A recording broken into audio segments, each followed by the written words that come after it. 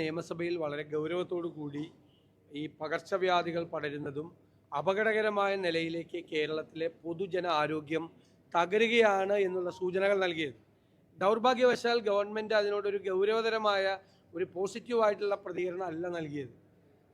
ഇവർക്ക് അവാർഡ് കിട്ടിയ കാര്യവും വേറെ കാര്യങ്ങളൊക്കെ പറഞ്ഞുകൊണ്ടിരിക്കുകയാണ്. സത്യത്തിൽ ആ സ്ഥിതിയിലല്ല കേരളത്തിൻ്റെ പൊതുജനാരോഗ്യം. പബ്ലിക് ഹെൽത്ത് എന്ന് പറയുന്നത് വളരെ അപകടത്തിൽ നിൽക്കുകയാണ്. അതിനൊരു പ്രധാനപ്പെട്ട കാരണം മാലിന്യ നീക്കം പരാജയപ്പെട്ടതാണ്. മാലിന്യ നീക്കം മഴക്കാല പൂർവ്വ ശുചീകരണം നടത്താത്തതിൻ്റെ ഈ ഗതികേടാണിപ്പോൾ യഥാർത്ഥത്തിൽ കേരളത്തിൽ അനുഭവിക്കുന്നത്. മാത്രമല്ല ഈ ഒരു പ്രിവെൻറ്റീവ് പരിപാടികളൊന്നുമില്ല. ഇത് തടയുന്നതിന് ആവശ്യമായിട്ടുള്ള കാര്യങ്ങളൊന്നുമില്ല.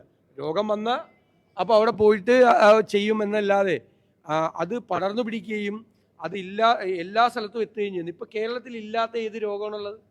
കോവിഡ് ഉണ്ട്, വളരെ സജീവമായിട്ടുണ്ട്. എന്തെങ്കിലും പരിശോധനകളോ എന്തെങ്കിലും ഗൗരവതരമായ അന്വേഷണങ്ങളോ എന്തെങ്കിലും ഡാറ്റ കളക്ഷനോ ഒന്നും കോവിഡിനെ സംബന്ധിച്ച് നടക്കുന്നില്ല. കോവിഡുണ്ട്, ചില സ്ഥലത്ത് മലമ്പനി റിപ്പോർട്ട് ചെയ്തിട്ടുണ്ട്, ഷിഗല്ലോ റിപ്പോർട്ട് ചെയ്തിട്ടുണ്ട്, മഞ്ഞപ്പിത്തമുണ്ട്, കോളറയുണ്ട്, ഇപ്പം നിപ്പ കൂടി വന്നിരിക്കുകയാണ്. അപ്പോൾ അത് ഒരു വളരെ നമ്മൾ പറഞ്ഞതുപോലെ അപകടകരമായ ചില മുന്നറിയിപ്പുകളാണ് പൊതുജനാരോഗ്യവുമായി ബന്ധപ്പെട്ട് കേരളത്തിലുള്ളത്. ഗവൺമെൻറ് അടിയന്തരമായി എല്ലാ ഡിപ്പാർട്ട്മെൻറ്റുകളെയും ഏകോപിപ്പിച്ചുകൊണ്ട് ഇത്തരം മാരക രോഗങ്ങൾ പകരുന്നത് തടയാനും മുൻവിധികൾ നേരത്തെ തന്നെയുള്ള ചില കാര്യങ്ങൾ ചെയ്ത് ഇതിൽ നിന്ന് രക്ഷപ്പെടുത്താനും വേണ്ടിയിട്ടുള്ള നടപടികൾ സ്വീകരിക്കണം എന്നാണ് എൻ്റെ വിനയപൂർവ്വമായ അഭ്യർത്ഥന.